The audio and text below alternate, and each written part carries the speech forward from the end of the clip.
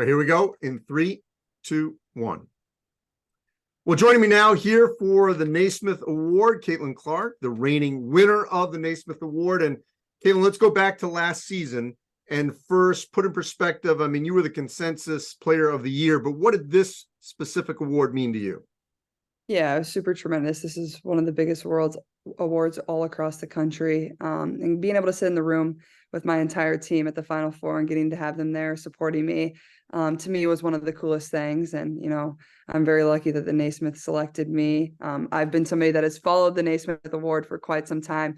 We had Megan Gustafson win it quite some time ago, but like I said, one of the most prestigious awards, but the coolest thing to me was, I got to be playing at the Final Four, but I got to bring my team to this award ceremony and share in it with them, because it wouldn't have been possible without all them, all my coaches, and then my family was there to celebrate with me too. So, just a super cool moment for our entire program in general. Caitlin, so often players, coaches all talk about the climb to get up to the mountain, to win a title, to win an award like this. Now you have the chore of maintaining that level of excellence for your team and for yourself. Mm-hmm. How have you motivated yourself over this offseason and gotten better to keep it at that level?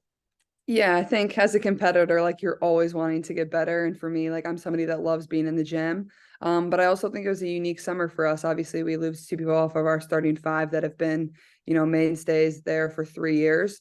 But also we had extra practices. We had our foreign trip this summer. So being able to get that experience, get extra practice time, get extra games, and get experience for those younger girls who maybe haven't got the minutes or had the role that they're going to have this year was super important.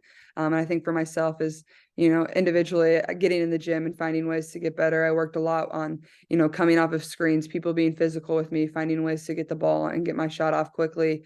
But also I think I can be a good leader for this team. I think losing 2 seniors that gave so much to this program, I have to step up and use my voice more and, be somebody that can give a lot of confidence to younger players that maybe haven't been in this role before and are needing the confidence to be able to thrive in environments that we're going to play in this year. To that point, how have you handled that expectation and pressure that not just every opposing coach and player wants to beat you, wants to stop you, but the fans also want to see you in every arena? So you've got that expectation as well to perform at your highest level. Yeah, I think as a competitor, those are the moments you thrive in, kind of you love going into environments where everybody's booing. People aren't really expecting your team to win or want your team to win. But at the same time, there's probably a lot of fans of Iowa, maybe if they don't want to admit it. But I think that's the coolest thing and something that, we kind of got to experience even last year, but I think it'll be even on a higher level this year is, our season tickets are completely sold out. Some of the only times you're going to be able to see our team is on the road. And like I said, as a competitor, you love those environments, whether it's 15,000 people at home cheering for you and making noise for you, or if you're on the road and everybody's cheering against you and you got to be able to, make plays at the end of the game where you can't hear anything and your mind can hardly think. Those are the situations you kind of dream of being in. So obviously you aren't the first. We're in the 50th year of Title IX. And the WNBA is, reaching its height. It's obviously flourishing. Women's basketball is at an all-time high. Women's sports, but you're one of the women that is now taking it to the next level. Not being the first, but now this next generation of taking it, to another level. Like you said, sold out arenas. Women's sports now being played in football stadiums. I mean, the interest is off the charts. What kind of responsibility do you feel to maintain that, to take it to where it is now mainstream and everyone loves and has passion for it? Yeah, I think it's something people always say, I can be the face of women's basketball, but that's something I am comfortable doing. It is something that, I welcome. I don't really feel much pressure with that. I think it's come because of the player and the person that I've been. So you just have to continue to do that. But also it's come because of the way I play the game, the way our team plays the game is, people are attracted to that. But also I want to be an advocate for all of women's sports, not just women's basketball. You look around, volleyball, softball, gymnastics, all of those are on the rise too. So, just being an advocate for that and showing how great women's sports are when you truly watch them, when they're truly given an opportunity to succeed. People really love it and come back for more. And I think that's the thing I've even seen with our team is just the way our season tickets have grown gradually over my time being here.